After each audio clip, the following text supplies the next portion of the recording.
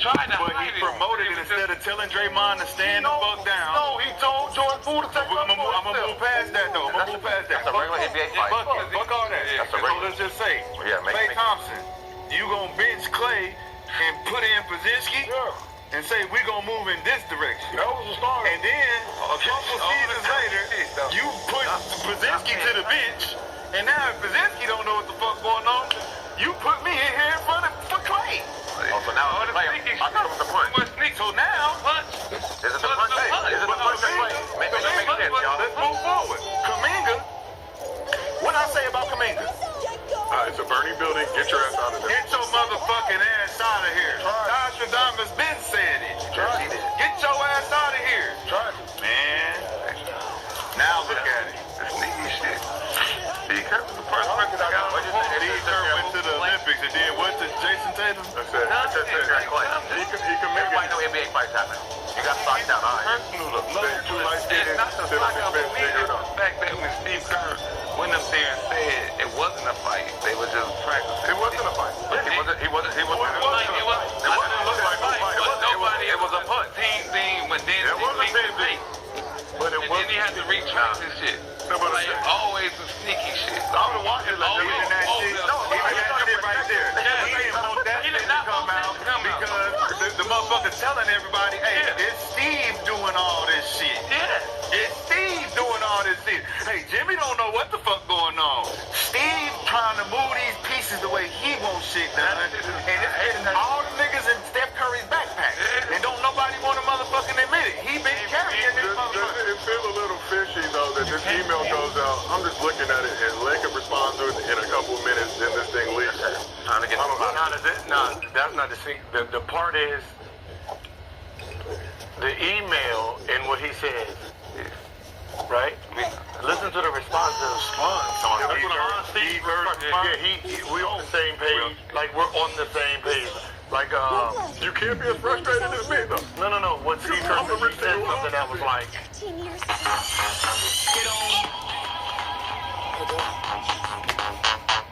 Are you starting to remember?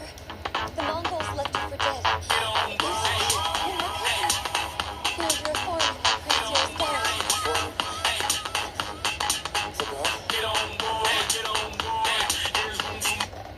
What Steve Kerr said something that was like, whatever his decision is on how this roster is being played, of benching probably Kuminga and not playing them like you would, the owner's okay with it. And that's basically what he's kind of alluding to. Because I'm saying you're owner, you get a random email to your personal email. Steve Kerr has his own here because he has 4 championships with him. The decisions that Steve Kerr has made before with the roster has worked out With confidence. with confidence. So he was able to win with those decisions. But when the Klay shit went left, this is just me thinking, like, from the owner, the Klay shit, I'm like, Y'all really want to get rid of it? Y'all really want to get it? I ain't saying I'm gonna make a move, but it would have, my antenna would have went up. My antenna would have went up, be like, The guy that helped us get this shit, you want to put him on the bench and then get rid of him? Wow. that's when I would start questioning Steve Kerr if I was He was trying on to force Pozinga to be a star because he had to. Because he liked them. Yes, but the fact that he's been call it. Mike Dunleavy want to make his mark. He better fire Steve Kerr. Mr. B, It's time. He ain't gonna do that. You can't do We that. got to do something. Jimmy or Draymond both got to go. Something got to go. Football club wasting in Portland. Go trade Jeremy Grant. Trade him for Man, he coming up. I mean, not Pozinga, for whatever. Kuminga? Yeah, Kuminga. Fuck, I can't say his name. Jimmy Choo. The problem is, I think he doesn't know this. Trade him for Jimmy Choo. Some motherfucker was fine. I don't think he knows his players.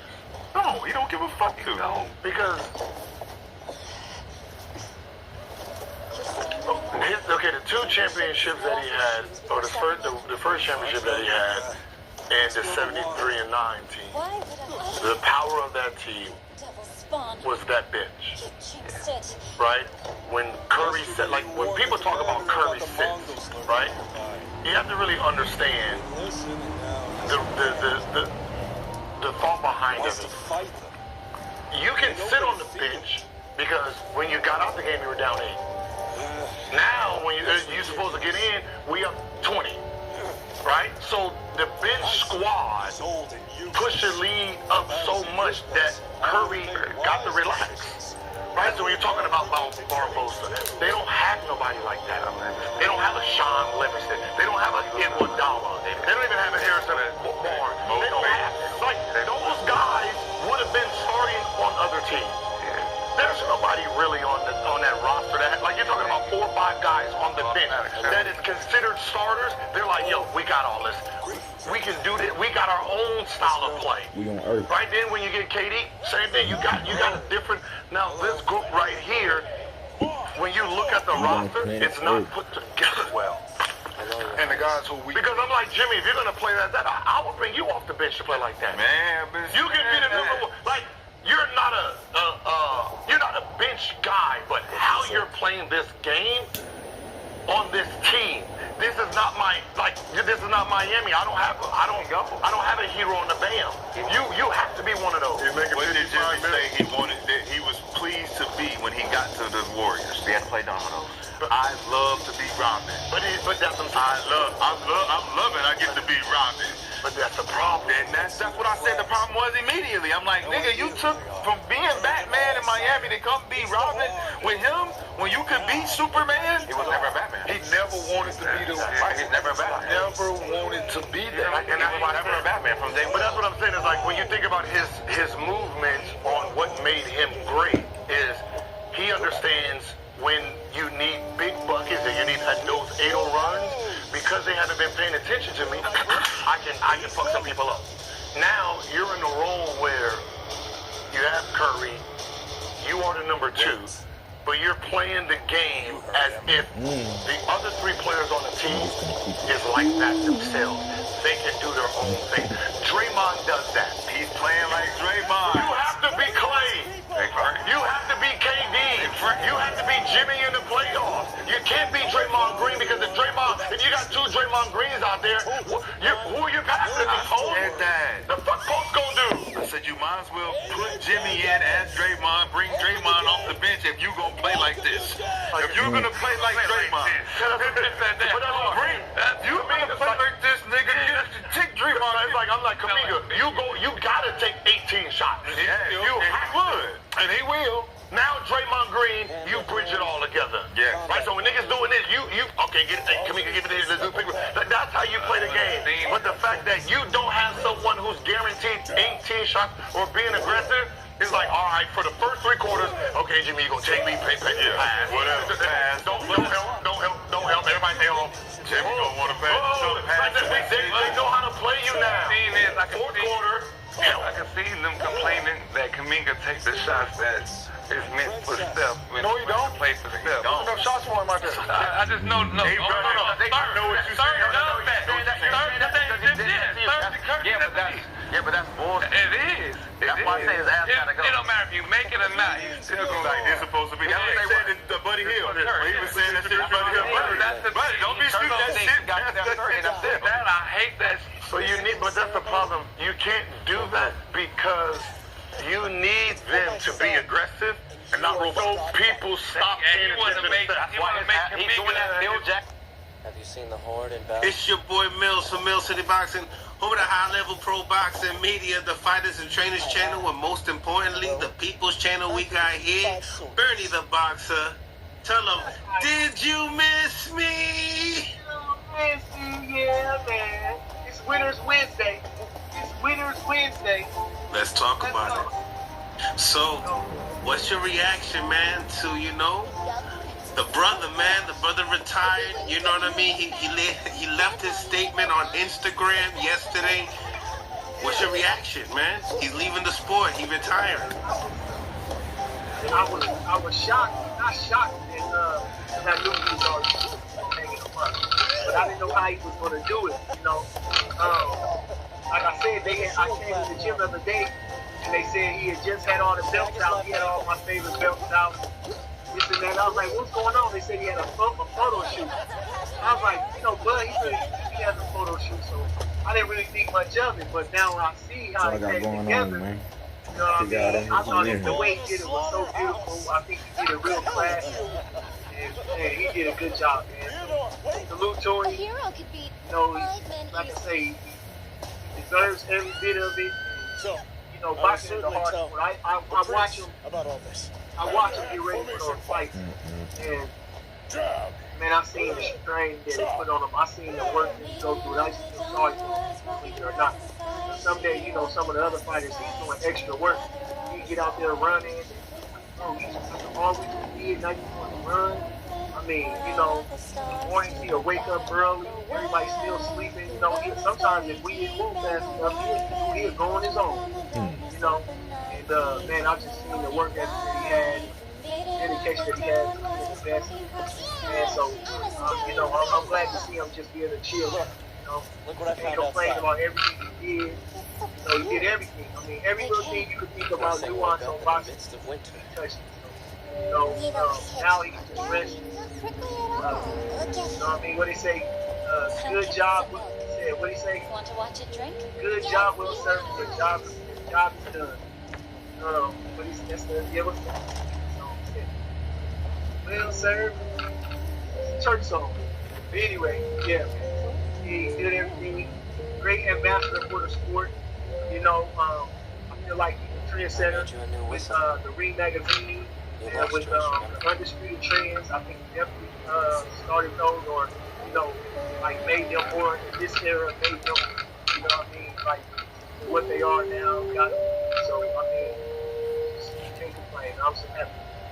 Shout out to Bud Clark. I mean, smash a like button, ladies and gentlemen. This is gonna be a legendary moment. But at the same time, Bernie, did you have conversations with Bud thinking that he was gonna hang him up? Like you said, you didn't know how he was gonna do it, but did you guys have talks about it? Like, cause you know, I remember when I approached you with those rumors that you know Eddie Reynoso was gearing up to having a rematch with Canelo Alvarez, and you like, yo, stop listening to the tabloids. Yeah, talk to me. Did you guys have a discussion? I knew it. I knew he was gonna hang him up. You know, I knew after the fight. You know, I knew after going to the camp. I knew after this was gonna be his last fight. You know what I'm saying? Do I He had already make a told new me whistle for you every day? I just know he was gonna do. He talked about what he was gonna do. Set his shoes in the middle of the ring, The christening will begin soon. A quality roof isn't optional. It's protection, peace of mind, and value for your home. At Action Roofing, you can get a free roof inspection and even get $500 off any repair or roof replacement. We proudly offer special discounts for military, first responders, teachers, and seniors because giving back is part of who we are. Just search for us on Google to get started. Action Roofing, your local roofing expert. And there's no other way to go back to Ellis. Go out the way he did. You know, like everyone else. You know, celebrate the season with 25% off select Nike styles at Academy. You're looking at Carvana's newest and proudest customer. So proud that we're teaming up to create injuries in training camp. Shaqbana will be 100% online so customers can shop from anywhere. That's so Shaqbana. On Shaqbana.com, customers can shop tens of thousands of vehicles. And they'll get 7 days to love their ride or their money back. Visit Shaqbana or Carvana and buy your car today. A lot of fighters hurt, you know. The servant of God, Ivan, is baptized. In the name of the Father, Amen. And of the Son, Amen. And of the Holy Spirit, Amen. Have you united yourself to Christ? He deserves better. Just being a foreman. I would make him commander in Bryansk. You know, I was listening to you live earlier. Make sure you guys check out Bernie the Boxer on YouTube. But, you know, you was talking about whenever you guys, you know, decide to enter our career, whether it was Ricky Burns, Sean Porter, Errol Spence, Madrimal, Canelo Alvarez, whenever the time you guys decided to be his friend, you got different fans now, right? You got fans and friends like yourself that are happy about the situation. Yeah, fighters like Andre Ward, he's able to put those gloves down on his own terms and not let boxing retire him, let him retire boxing. But then you got others like Turki Al-Sheikh that put emojis with the heart broken. You know what I mean? People that are sad that, you know, maybe their favorite fighter is, you know, left the sport, and maybe that's the only reason why they were watching boxing, maybe because it was comfort, and they don't like these other styles. But yeah, what would you say the difference maker, you know, from like Turki Al-Sheikh having his heart broken and fans like that, and guys like yourself? Well, I mean, you know what I mean? It's just, when I say they heart breaking, it's just, you know, we want more. You know, we always want more. That's so important to you. And again, you know, Crawford is the one to the rocky, you know. You know, like I say, they don't make them like Crawford. You know, they go back to the job, in and out the ring. You know, those corpses. You know, so the one that who can carry that torch. You know, when I leave that, you know, do it. During that, boys left, it was Let us go! do it like that. Give me some fight! You know, he's got to stay with boxing.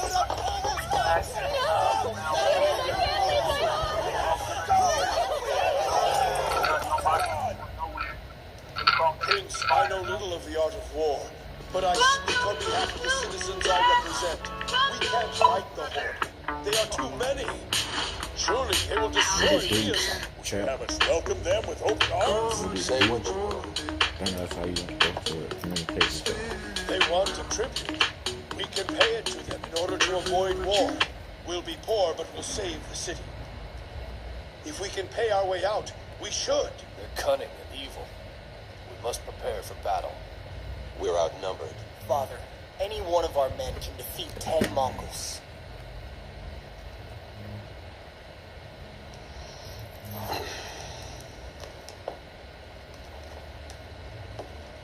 Pity we didn't have time to send messengers to plead for help. Vasily, I want you to take some of the men and go to their camp. Bring offerings. Thank you, GOAT, because you are the GOAT of this era. Terrence Bud Crawford.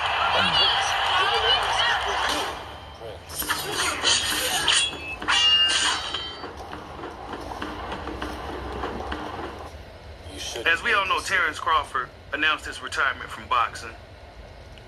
We talked about it. You're right. And I'm more needed here in Rio. it was a bittersweet moment, right? It was a bittersweet thing to hear. You know, it's one of those things where you're glad, but then you're sad at the same time. But Oscar De La Hoya, Oscar De La Hoya, he had the kick butt on his way out. He had the stick it to him as he gracefully bowed out. Oscar De La Hoya had this to say, quote, "What a tool. I can name 4, 5, 6 fighters that compete and probably even beat him. Please." Now, the context of this likely is saying that, you know, how fans are saying Crawford's the GOAT, Crawford's the top 5 greatest of all time. You know, people have been really just saying a lot of different things in regards to Terrence Bud Crawford and his career. And I would imagine certain guys feel a certain type of way because of all the praise that Terrence Crawford is getting. Right? Guys like Oscar De La Hoya, who also had a great career, who also is a Hall of Famer. But he didn't have quite the career that Terrence Crawford had, right? But he said he can name 4, 5, 6 fighters that compete and probably even beat him. Name them. Name them. Name them. Right? And then he says 2 good fighters he beat. Congratulations. So a lot of the haters, right? That's crazy. A lot of the haters, I don't know where this hate came from Oscar, all of a sudden. But Oscar doesn't seem like the most trustworthy guy, to be honest, right? We've seen how things play out with Oscar and other people over the years. We've seen how things play out with this dude. He's always back and forth with somebody, and whether it was somebody he was doing business with or whether it was somebody that was working under him. There's always some type of back and forth with Oscar and somebody else, right? But he said two good fighters. Those two good fighters, I would assume, is Errol the Truth, Big Fish Spence Jr., and Saul Canelo Alvarez. The only two good fighters he beat. That's really a disrespect to all the fighters that Crawford has faced. A total disrespect to Kell Brooks, Sean Porter, right? I'm not ordering. Amir Khan. I'm asking you. Igas Kavalaskis, Yuriskis Gamboa, John Molina, right? There's a disrespect to all the guys that faced him. So I would imagine if I was an opponent of Crawford and I got beat by Bud, and I'm hearing everybody say that this dude ain't fought nobody, damn, so I'm a nobody? So Crawford was literally in there fighting a ghost. He was in there fighting just nobody. And that was literally the story of Terrence Crawford's career. He just ain't fought nobody. That's the narrative, and it still remains the same. And you even got some Canelo fans saying, well, Canelo was this, Canelo was that, Canelo's past his prime, and all this other shit, right? You got fans saying, well, Errol Spence was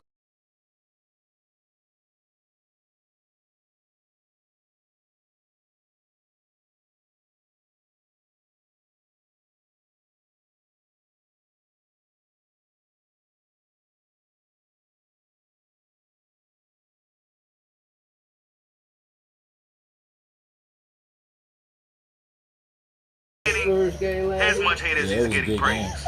Because you look kind of crazy hating on a guy that accomplished what he has accomplished in the very, very difficult sport of boxing. Right? It's not his fault that he was so much better than the competition.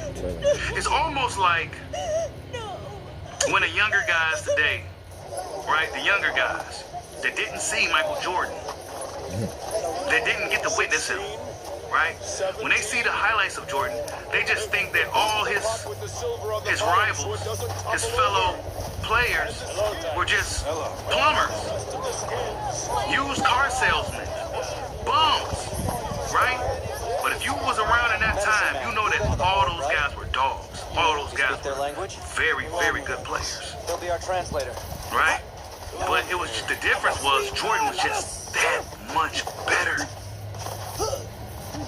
And when we, and you can say the same about Terrence Crawford. It's not that Kell Brook wasn't no good. It's not that Sean Porter was no good. It's not that the Big Fish, Errol the Truth, was no good. It's not that Canelo wasn't no good. It's just that Crawford was just that damn good. He was just that damn good that he made it look easy. I don't need it. Don't argue.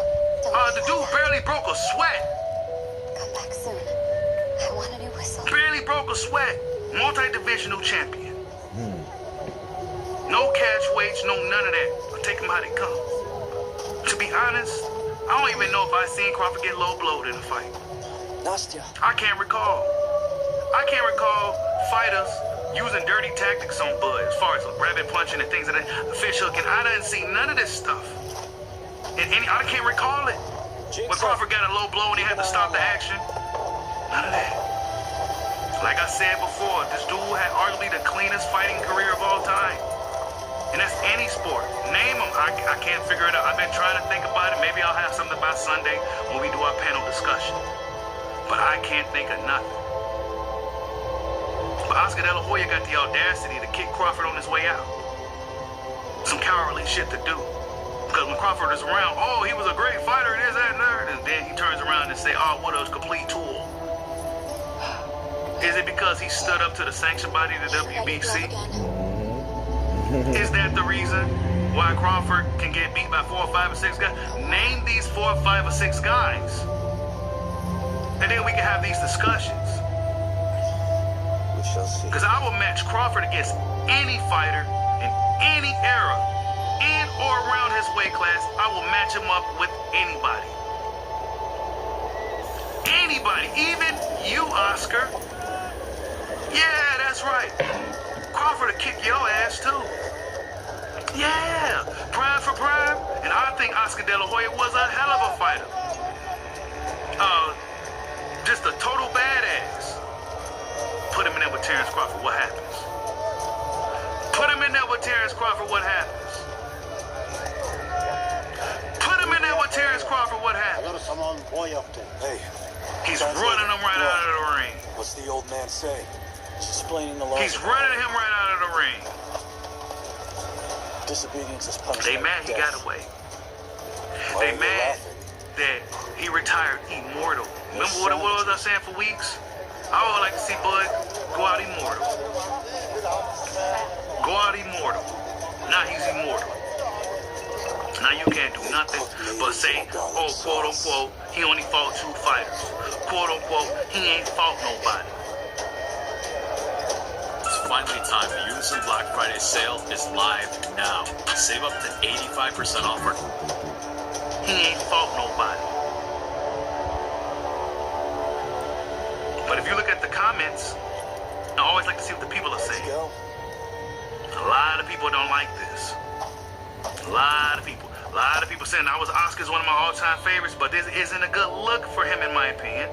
Bud has had a great career, and his status as an elite fighter can't be denied, in my opinion.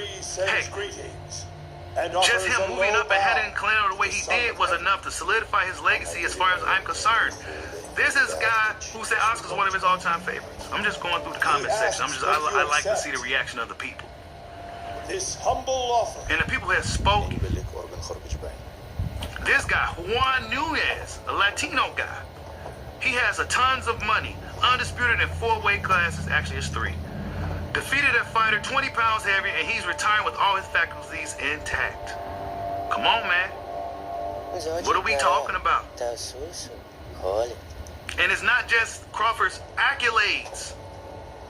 It's how he did it, bro. It's not who he beat, it's how he was doing it and consistently doing it.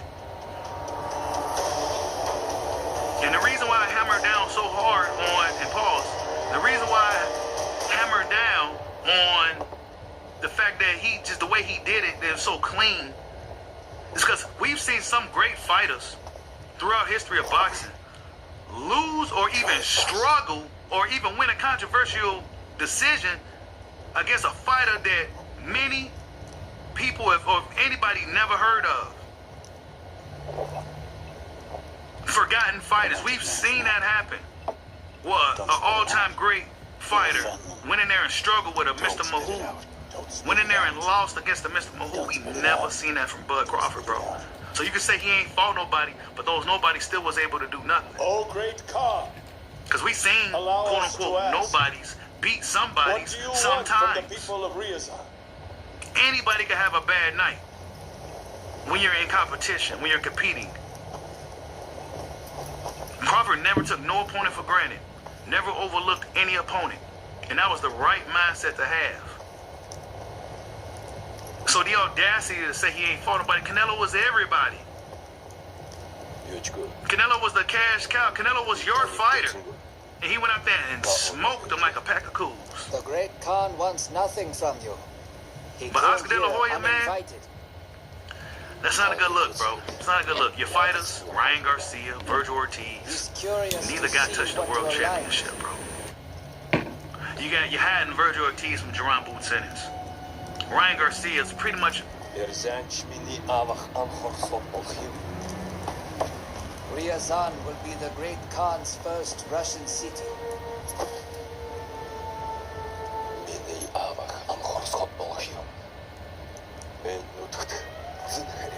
Your land needs a ruler. Eid.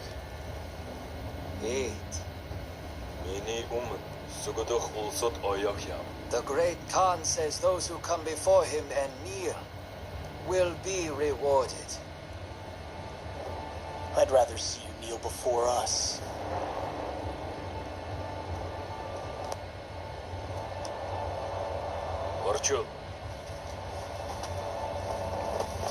I didn't hear that. Say again.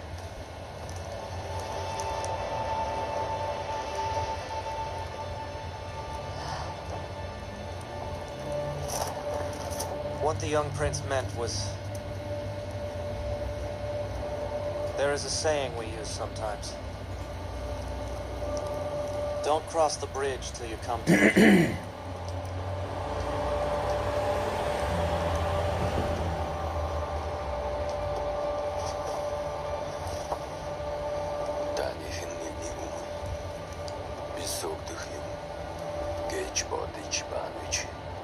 think the Great Khan would ever kneel before anybody? That was some weird shit. That was my reaction to the address that Donald Trump just gave tonight. A ranting, rambling, raving, screaming meltdown of a speech. It wasn't even a speech, though, because multiple times during Donald Trump's diatribe, he was unable to speak. He was just screaming and blurting and bloviating. It was a mess that we are going to get into because it colors the collapsing disaster that is his presidency so perfect and the panic that surrounds his White House. But before we do, if I could quickly ask you to leave a like on this video, and if you haven't already and you enjoy our channel and us calling out Donald Trump, to hit that subscribe button because it goes a long way in supporting our work. Now, we have a lot to get into in this disaster of a speech and Jasmine Crockett calling out Donald Trump at the end, but I first want to start where Donald Trump did, complaining, which is the only thing he can do besides not being able to talk, but we're going to get to that in just a minute. 11 months ago, I inherited a mess, and I'm fixing it.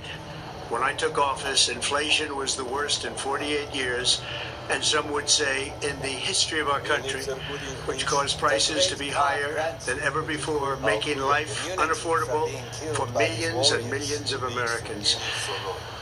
He is pathetic. Can we start there? There's a lot I have to say about all Donald Trump tried to say tonight and what he lied about tonight, but can we just start with that simple fact that the President of the United States is above all else pathetic. He is a whiny little baby who has never taken accountability in his life. He is a draft-dodging loser who has been bailed out time and time again. He is not a billionaire because he knows the keys to success. He is a billionaire because he has been bailed out, and that is what his presidency has been about, bailing out his buddies who rip us off, who scam us, who hurt us, and it is a lie that Donald Trump has created some great economy. The truth is that we are all hurting because of Donald Trump. The only people who have benefited are about 15 rich guys in the Trump family, which is why this lie comes off so ridiculous. It's that. Very importantly, there are more people working today than at any time in American history, and 100% of all jobs created since I took office have been in the private sector. Think of that. 100% of all jobs have been in the private sector rather than government, which is the only way to make a country powerful and great. This historic trend will continue. Already, I've secured a record-breaking $18 trillion of investment into the United States, which means jobs, wage increase. Does Donald Trump even know how jobs work? Does he know what he is saying? It is difficult for me to imagine that most of this isn't on a teleprompter. So the fact that he is unable to even get through that, again, just shows the cognitive decline that this man is in. And the fact that he was screaming the whole time, screaming, and it just continued. Even in the moments in which he was glitching out, Donald Trump was still screaming because he understands what is happening. His administration is in crisis. Dan Bongino had to resign today because do you know what Friday is? It's not a fun time for Donald Trump. It's the release of the Epstein files. Things are only going to get worse, which is why Donald Trump is only getting angrier. And that's exactly what happened right before he lost the ability to speak. And far greater national security. Much of this success has been accomplished by tariffs. My favorite word, tariffs, which for many decades have been used successfully by other countries against us, but not anymore.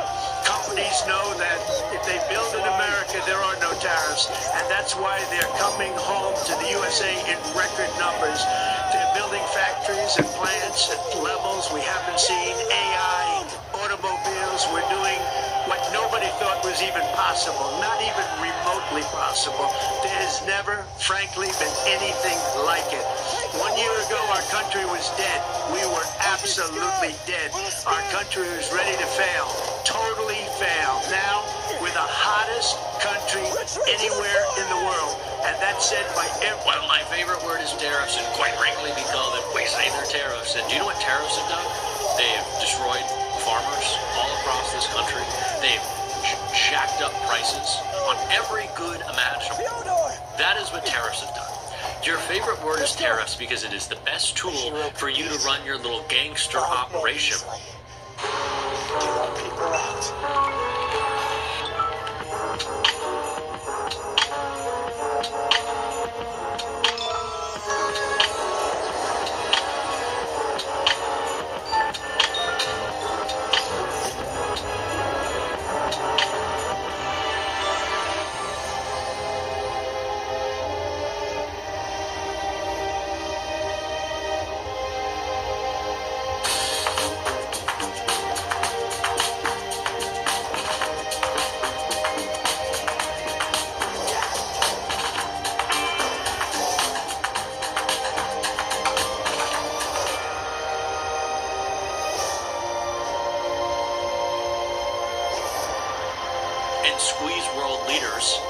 for a gold trophy and a Big Mac, well, the rest of us get screwed.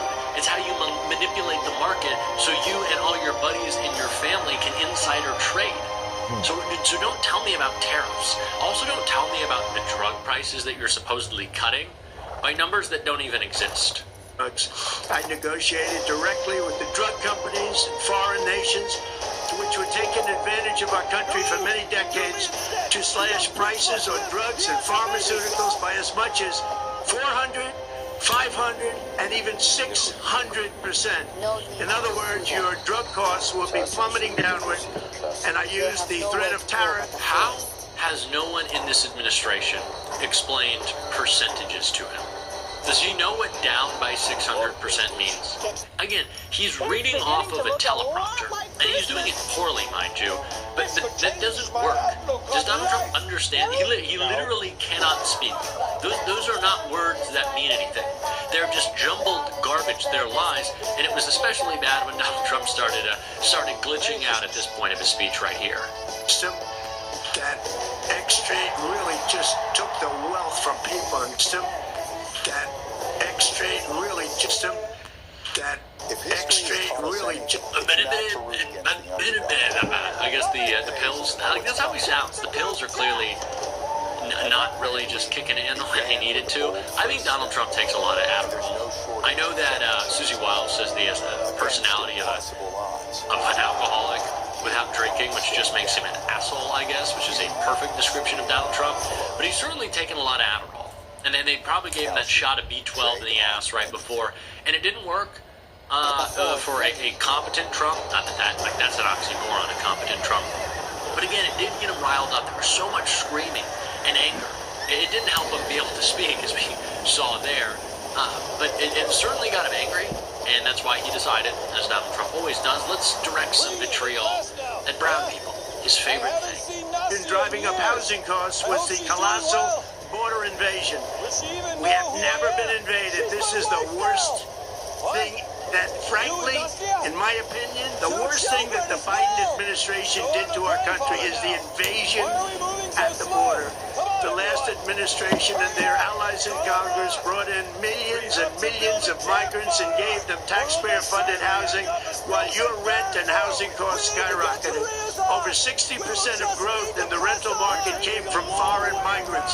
At the same time, illegal aliens stole American jobs and flooded emergency rooms, getting free health care and education paid for by you, the American taxpayer.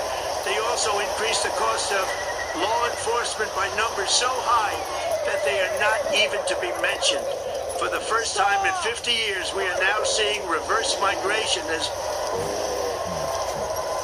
You do gotta pay attention to yeah, all of my bitches did it, yeah. The money, Russell Festival son, yeah. 60 your star, yeah. I'm back here, bro. Don't be afraid. Whatever he playing was not me, so I'm down here. My bear here would never harm a Russian. Support my voice.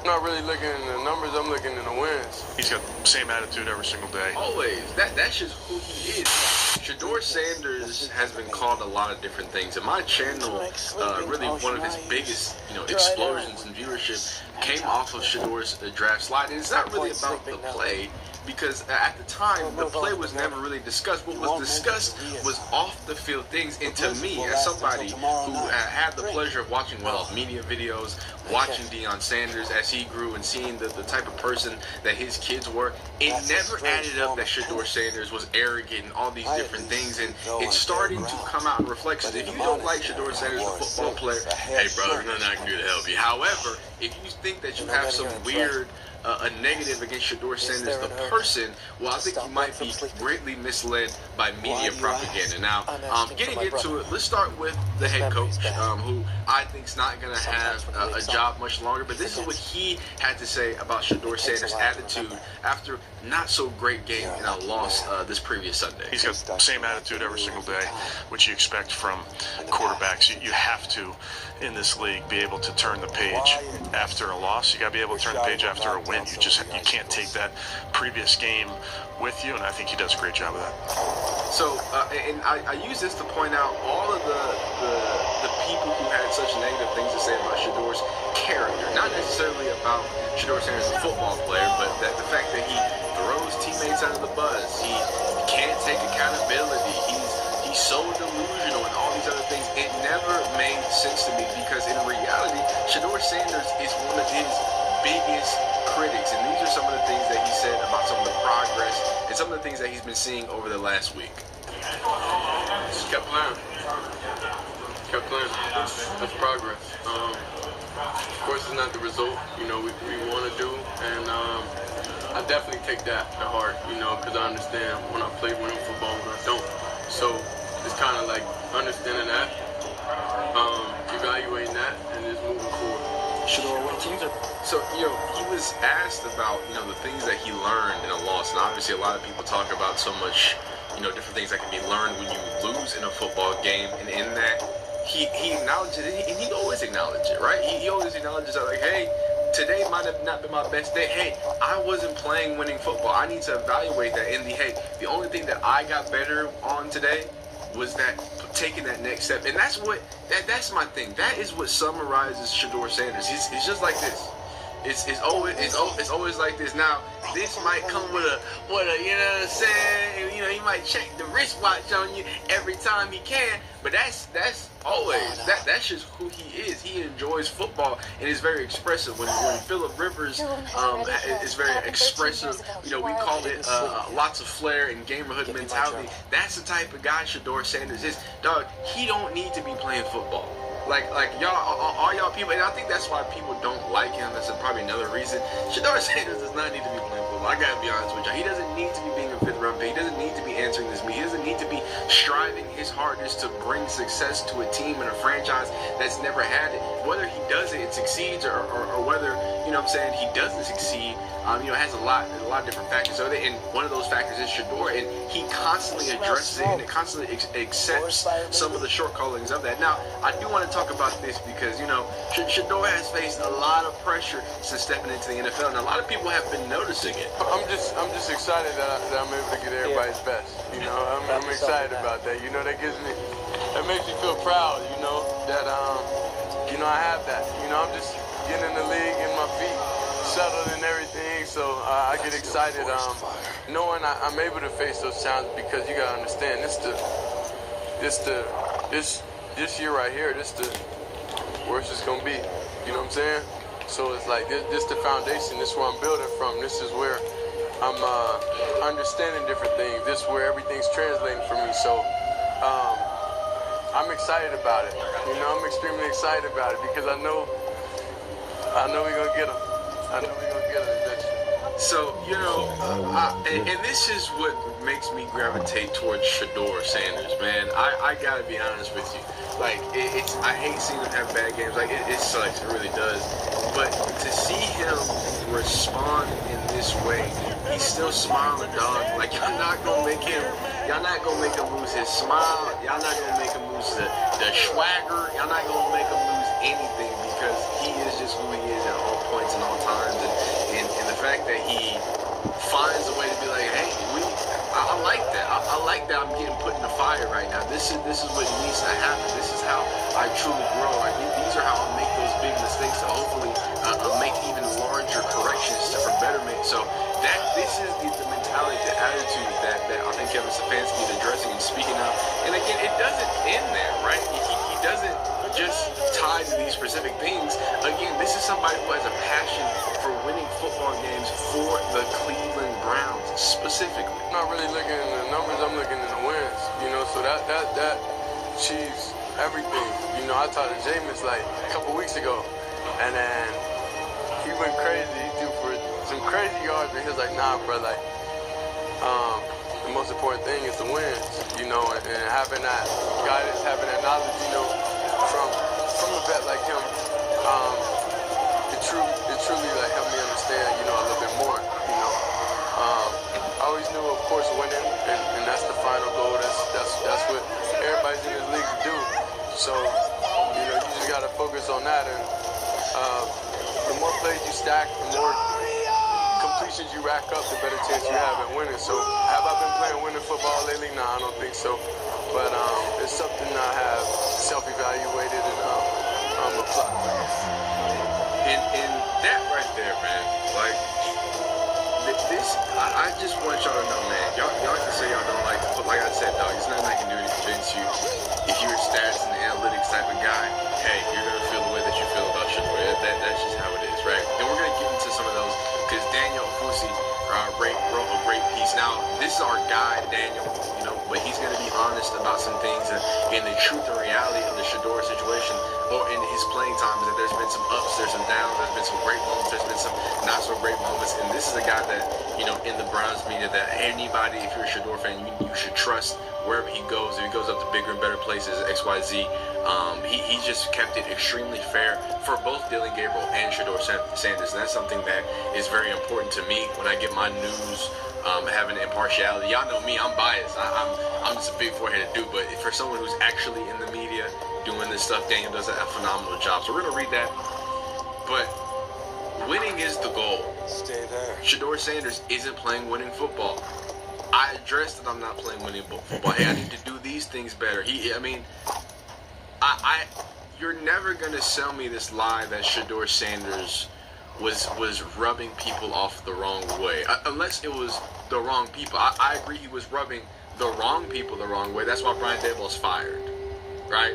That's why Brian Callahan is fired. Like, no disrespect. That's why a lot of the head coaches that were picking in the top 5, top 10, but in that situation, they're gone. They're gone or on the hot seat already. It's not a coincidence. There isn't this mind-blowing thing. I'm not going to tell you what it was, because I for the love of me, I don't know what it was. But there's so many things to label Shador Sanders as. And I want y'all to know, if y'all just kept it about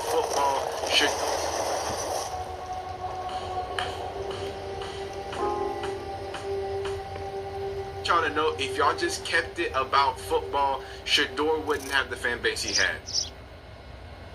If y'all kept it about holding the ball too long and yada yada yada, screen pass, if y'all kept it just at football and tried to not lie and say, oh well, he has a bad attitude. He doesn't know how to take account. I remember somebody said, and we'll go back at some point, you know what I'm saying, when I'm back at my full force. They said Shador Sanders just he lacks. Or is it not self-accountability? Well, self-accountability. I think it's what's called. Sometimes we forget stuff, but you know what I'm talking about. You know what I mean. Don't look for any survivors. But the ability to look at yourself in the mirror, to understand, hey, what you can do, what your limitations are, X, Y, Z, and every single day, and every time they put a camera in his face when he's not responding to Rex Ryan, he demonstrates a humility. I remember early on, because again, I know these people don't actually watch all this stuff. They just want to allow the media to perceive certain ways. Again, we've been watching since the preseason. I remember in the preseason he got there, they asked him about, not being named the starting quarterback. Hey, how you feel about that? You know what he said? He said, hey, it just means I got extra time to cook. I'm grateful for the situation. They brought him in rookie minicamp, and they said, Shador Sanders, what do you want to do to prove the haters wrong? He said, I'm not proving nothing to anybody. I'm proving myself right. I, for the love of God, I just don't know what somebody having the utmost confidence in themselves, accepting accountability when they're not playing good football. And last week he gave you specific things about, hey, I need to do that. I need to step in the pocket. I need to get rid of the ball a little sooner. I need to do these things. He's giving you actionable things. And from those first 3 weeks, there was a positive and continuous upgrades. I'm not giving up on him. I can't give up on somebody like this who doesn't seem to give up. And like I've said for the longest time, the career of an NFL quarterback, as Sam Darnold, Geno Smith, all these other people that have gotten the second chance. Shout out Danny Dimes. I hope you recover greatly. For real though, like guys, that sucks. I hope Danny Dimes gets back to where he needs to be.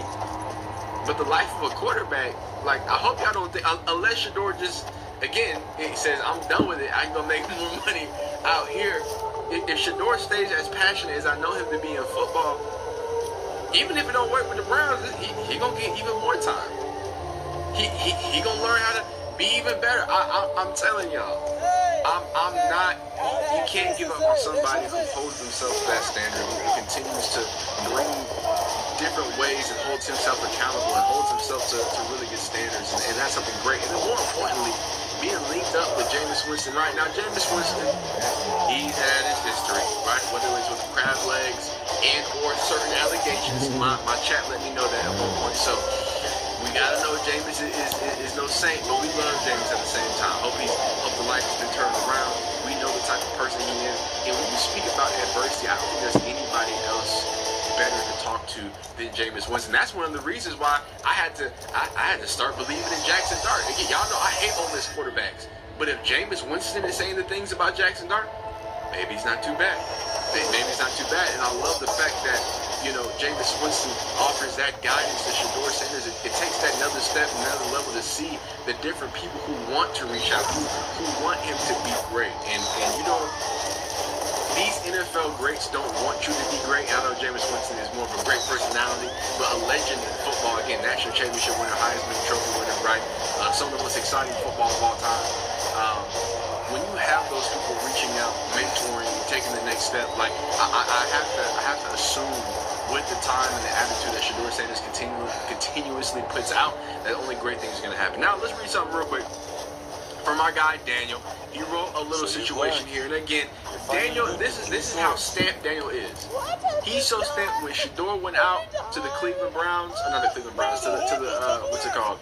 The Cleveland apartment that there was a gas fire at, and he went and, you know, gave back to the community. Guess the only media man right. It wasn't Tony Grossi, it wasn't Tony Rizzo, right? So Shador Sanders has experienced his highs and lows that come with being a rookie quarterback. He just 4 starts in the Cleveland Browns 2025 season. Week 14, he accounted for 393 total yards and 4 touchdowns and 31-29 loss for the Tennessee Titans. That proved to be the best game of his young career. A week later, Sanders had his worst game as a pro, throwing 3 interceptions in Cleveland's 31-3 loss to the Chicago Bears. Sanders will make his 5th career start Sunday when the Browns host the Buffalo Bills. At his best, he has been an accurate downfield passer with playmaking ability. At his worst, he has been a tentative processor who is still adjusting to the NFL defenses and has a propensity to hold on to the ball too long. In every situation, it's always going to be the thing that you want to work on, things that you want to get better on. Sanders saying after the loss after the Bears, I think that's where I'm headed. I'm in the learning and understanding phase of this game, and and how things are. Signs of Sanders' improvement. Since making his first start in Week 12, Sanders ranks 30th out of 32 qualifying passers in total QBR, 22.9. He has thrown for 899 yards and 5 touchdowns, bringing plenty of big plays to a dormant offense. Sanders has recorded 7 completions on deep passes, attempts that travel at least 20 air yards. In his first 4 starts, for comparison this season, Joe Flacco had 4 completions on deep passes in 4 starts of the Browns, while Dylan Gabriel had 2 completions on deep passes in 6 starts. So Shador Sanders has 7 completions on deep pass. That boy gonna slang it, man. Coaches have praised the improvement in Sanders' footwork and pocket presence that have led to his execution as a passer. The overall improvement of our footwork and our understanding what footwork applies to what concepts or ability to work through progressions. Browns offense coordinator Time reset last week, and he's put a lot of work in these few weeks to get ready to play these games. And you can see the steps in progress, which is again what you're after when you're a young player. Which is I already said that. What you're after with all your young players is that they are coachable and they are applying some of the things that you're trying to ask of them, and he's shown that. And obviously he played a nice game for us against the Titans. It really had some plays that showed those signs that he's improving in those areas. While Sanders opened up Cleveland's passing games at times, he has had his fair share of mistakes. After a trio of interceptions, it was 2. Let's be honest. Jerry Jeudy threw one of the things. Sanders has thrown 5 since becoming the starter in Week 12. I think you'll learn from all those. Browns coach Kevin Stefanski said Monday. And at times you tip your cap to the defense and you say they made a play, and other times you talk to the quarterback and hey, could be footwork, could be who you're keying, could be decision, all those things. I do think you have to give them credit and say they're making plays, but I think how we coach our guys is, hey, next time we did it, here's some things that we would do differently. Offensive woes continue. The insertion of Sanders into the starting lineup hasn't been enough to lift up one of the NFL's worst offenses. In Sanders' 4 starts, the Browns are averaging 16 points per game.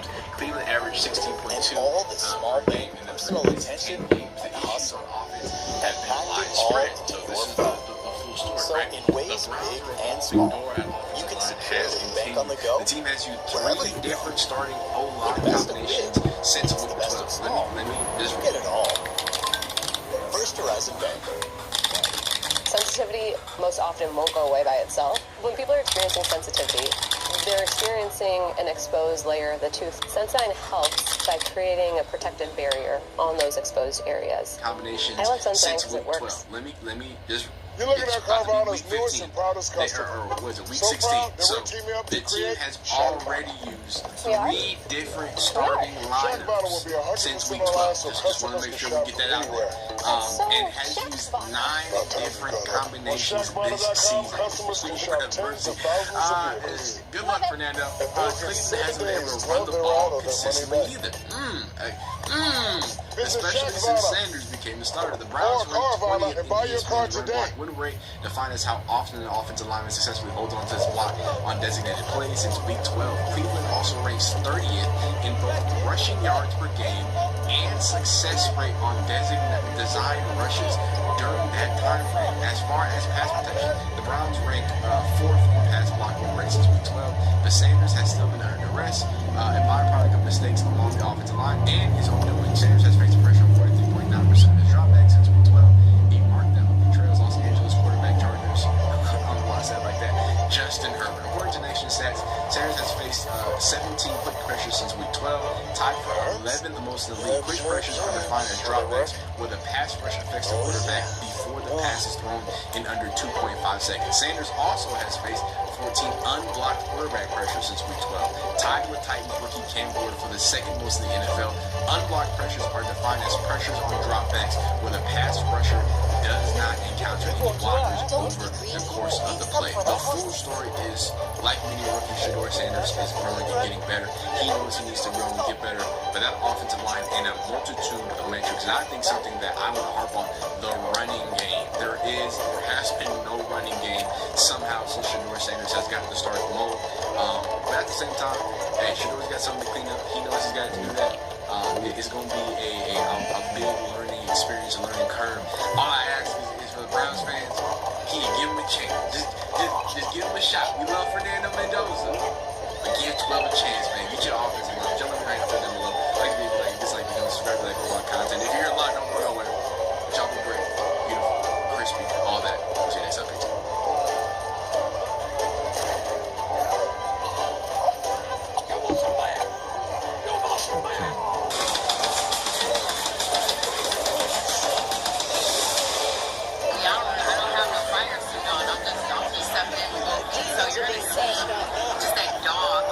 I haven't been able to pull that out. And I think that's just, going through these changes. As fighters, we're humans, And when we step into that ring, that's when we can really just showcase who we are. But I'm so hungry, y'all. I'm very hungry. So you changed your profile picture to Chucky with straight backs. Chucky with the straight backs. Why is that? Chucky just gives us a certain type of energy. And, even though he's serious, he looks like a kid. He has this grown man energy. He's just like, listen, I'm here to kill, still, and destroy.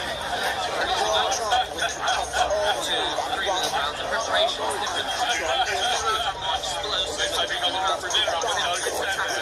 Difference in your preparation? I think preparation has always been something that I'm really keen on, but this is to improve what I've already done in 2 minutes. You guys see how explosive I already am when it comes to 2 minutes, so I think the fans and everybody will enjoy Alicia doing 3 minutes because of my style, because of the skills that I have, and I can finally put those together and I don't have to rush. So you'll see a very dynamic fighter, puncher, come forward, fight on the back foot. Like, I have all the skills that I plan to show. Was there any changes in your preparation given that 3 minutes? Just great sparring. I had a great male sparring, I had women sparring, but most importantly that stood out is just the men's sparring. I could finally spar the 3 minutes, and the 12 rounds that went into it, man, we did 14 to 15 rounds. I'm like, another one. So I'm at that stage. I'm a dog. I love it. I'm a competitor. I'm always trying to up the competition. You said you're... Yo, fellas.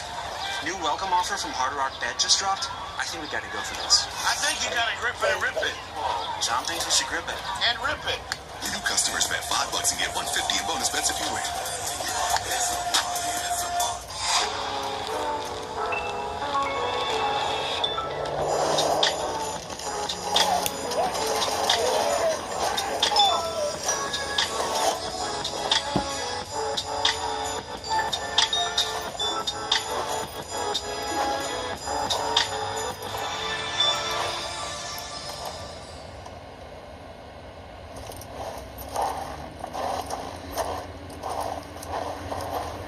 Switching gears real quickly, I was at the Shakur Stevenson Teofimo Lopez press conference yesterday. We were trying to, get this interview on, but I was over there, caught up.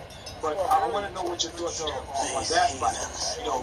Shakur Stevenson and Teofimo. Shakur is similar to Pernell Sleepy Whitaker, my favorite fighter. This guy right here, behind me. I got that same magazine cover since the 7th grade in my album. I got that same cover from the 7th grade.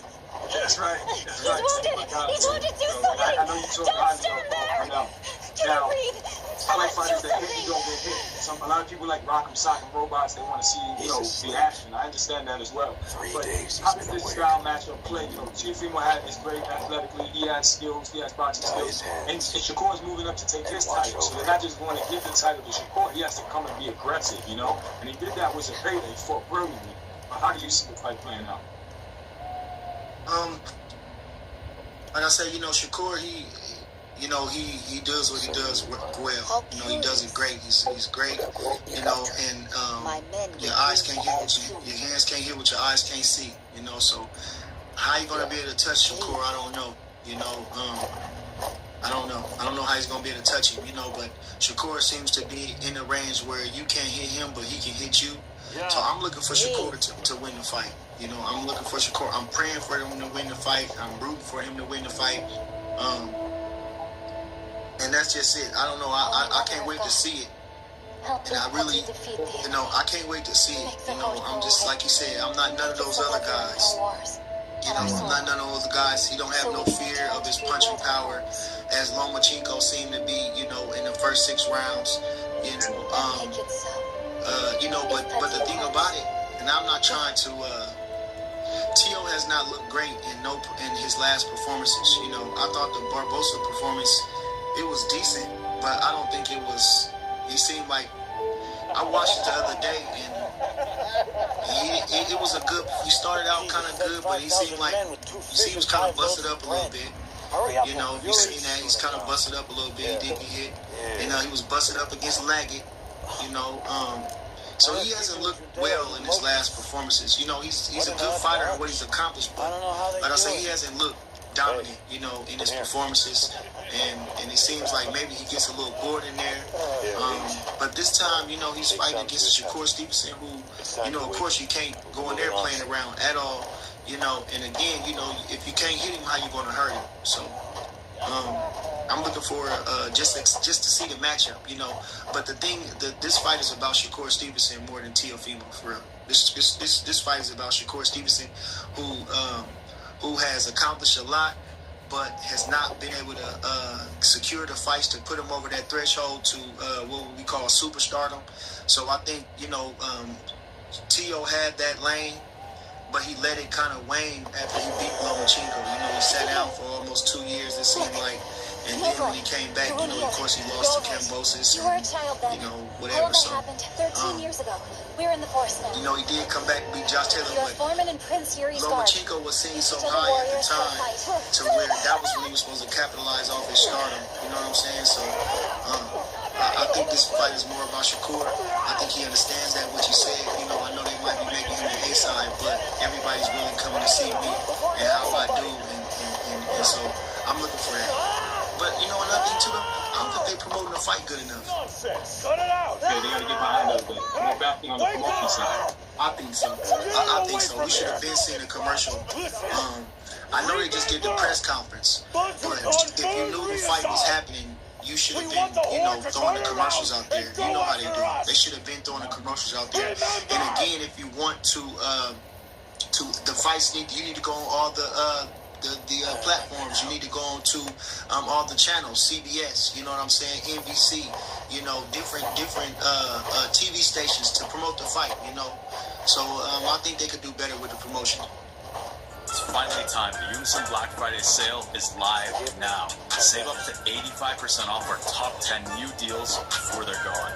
Get everything you need to produce hit songs and get placements. Get instant inspiration and destroy beat block. Achieve professional sounding mixes and gain a huge unfair competitive edge with the Unison Mini Chord Pack, Unison Mini Drum Pack, Unison Drum Monkey, Unison Bass Dragon, Unison Sound Doctor, TV stations to promote the fight, you know.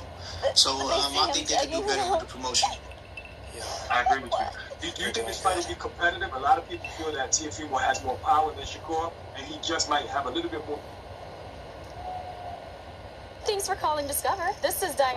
Hi, I just received my new Discover card. It says cash back on every purchase. What's cash back? It's new. Buy what you need, earn a little extra back. Either on walkie-talkies, rope, and a baseball bat? You betcha. 10 to 15 pumpkins? That works. Absolutely. You know, I haven't seen your name come up a lot. What he meant to say was a lot of comeback talk. Flamethrower. But I seen another video. I seen another video, and I don't know what caused it. I just saw the aftermath. Again, speaking directly to your phone, telling Jake Paul and his team they can get a 2-for-1. Look, man.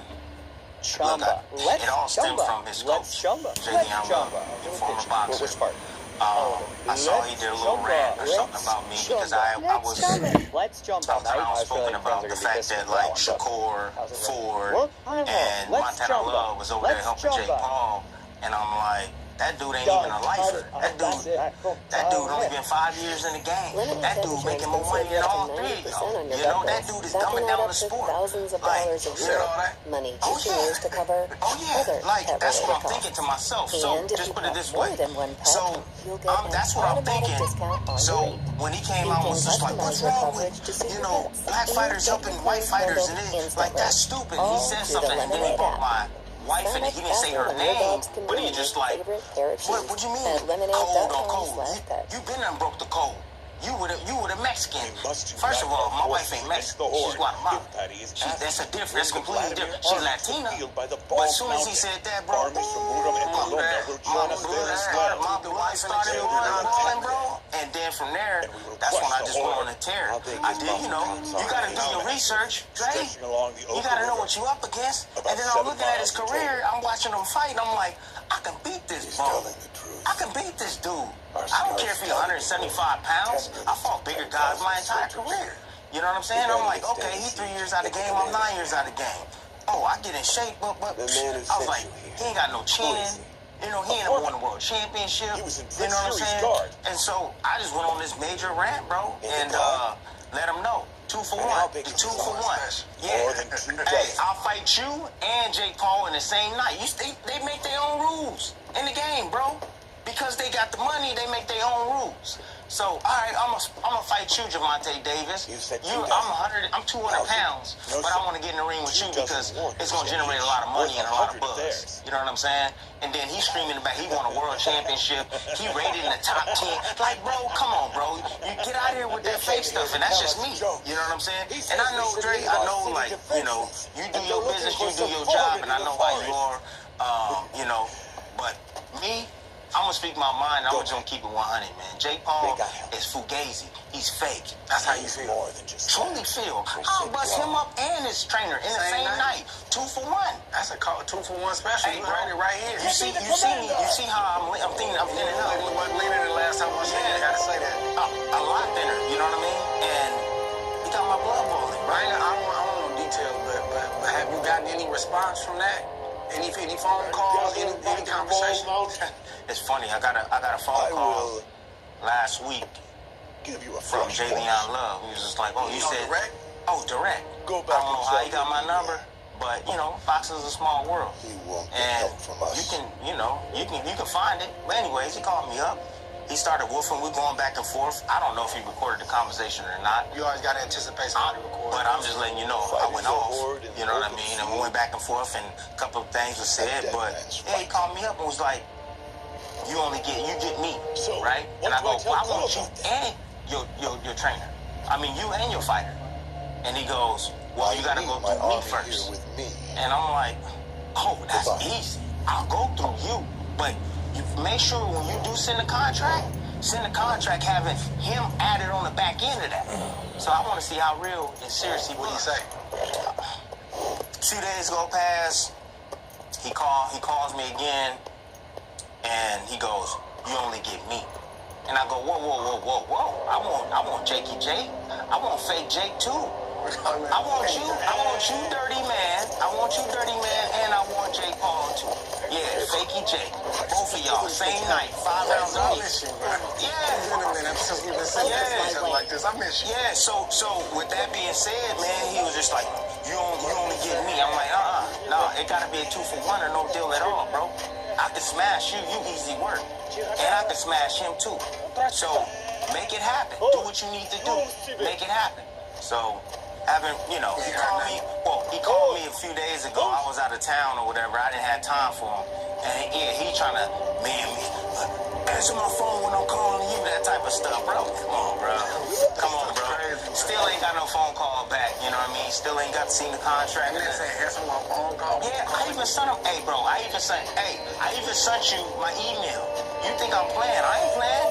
You know, he thought I was bluffing when I said what I'm going to say. That, hey, I'll smack him and Jake Paul. I'm not bluffing. I'm serious as hell. Oh, they say send the contract. Man, I think we both speak our mind. I just think that you got a machine gun. I was like, I just don't like wasting no shots. No, for facts. I think what you said,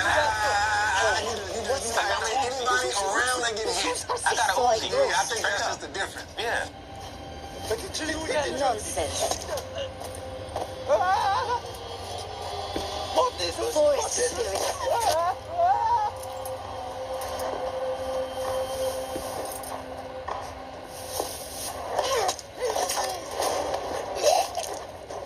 Come on.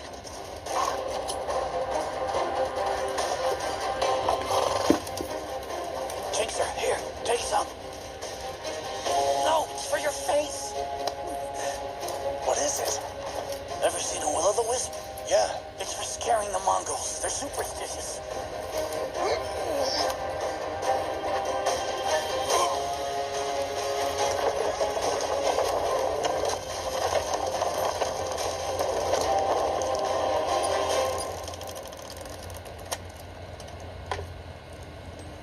Cash out as you will. Hi, beautiful. Hey.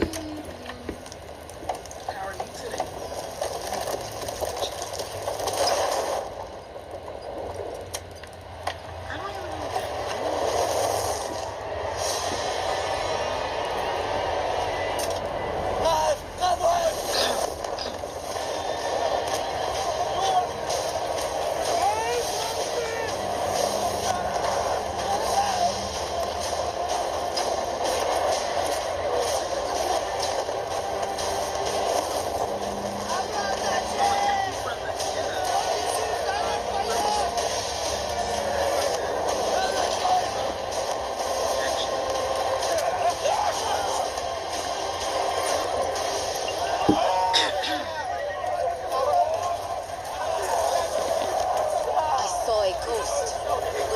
attacked by forest spirits. Let me through. I swear, I saw forest spirits with my own eyes.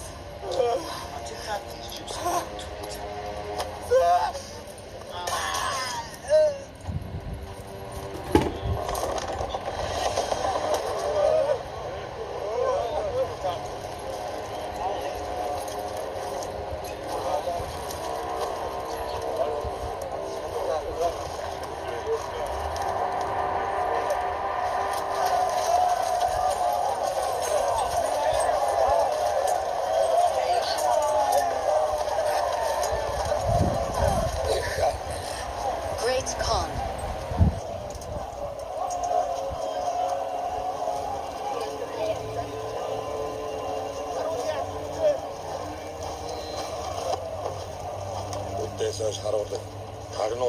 Today the scouts captured a spy.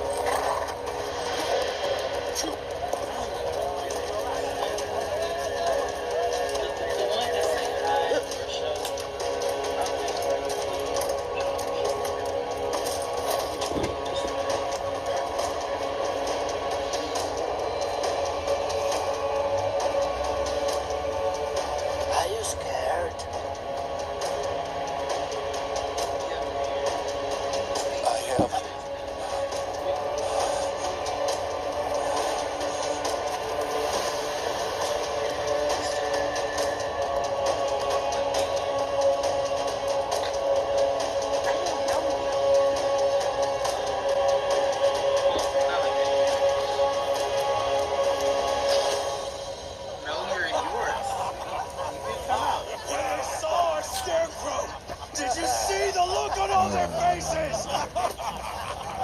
A couple more surprises like that and they'll forget about Vladimir. Instead, they'll go chasing us around. This is Arak. It's the kind of wine the Mongolians make. They make it from mare's milk. Leave some for us. I bet it tastes good. Don't drink it all, you glutton. Hey. Come on. We all get. Big day tomorrow. The armies will be arriving. You believe that? Yes, I do. Do they have a choice? I heard about that, Rylan. But that's why I don't shop at Walmart. Or for me, anyways. I mean, I know, personally. I know people who do, but I rarely even go into a store. Really, I prefer my stuff delivered or straight out of Whole Foods or Sprouts. That's just my preference. Do you know?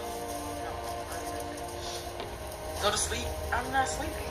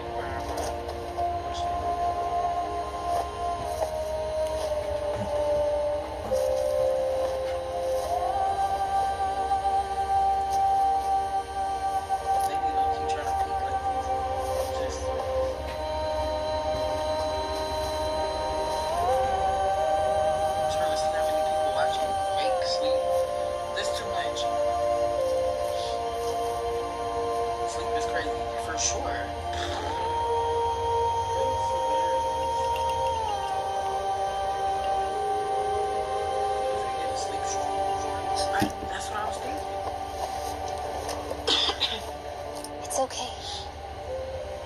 Your wound healed. You were a child then. It was 13 years ago. You're Prince Yuri's foreman. Now we're in the forest. We're fighting Batukan, who burned Ryazan. I am your wife, Lada. My wife is called Nastya.